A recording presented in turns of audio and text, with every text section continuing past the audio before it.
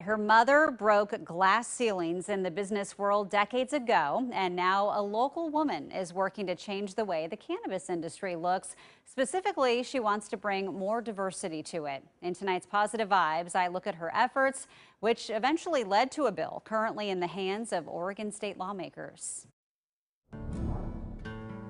In 1959, Margaret Custer Ford, a single mom in Oregon with 2 kids, started up her own company, Marco, against all odds.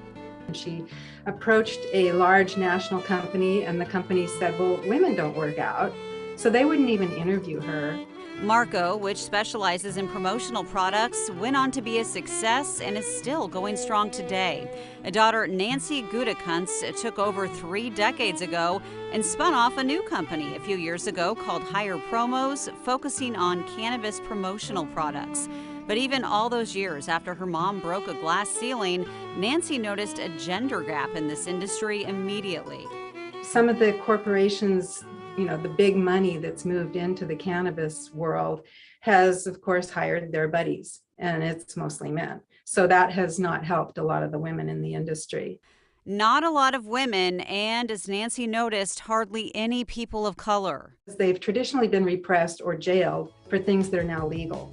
Nancy became involved in efforts at the state level with House Bill 3112 to bring about some change. That bill didn't pass, but it laid the groundwork for Senate Bill 1579, which is currently in a Senate committee.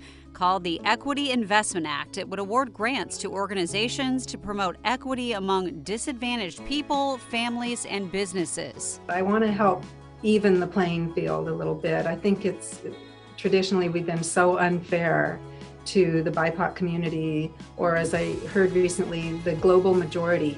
And Nancy's company is also doing its part to fight systemic racism. Higher Promos also donates to Last Prisoner Project to kind of help those people get out on the street again and maybe set them up with a business and doing what they know how to do that now they can make money at, instead of it just going to the large corporations. And of course, KOIN 6 will continue to follow Senate Bill 1579 as it makes its way through the legislature, and will let you know if and when it passes.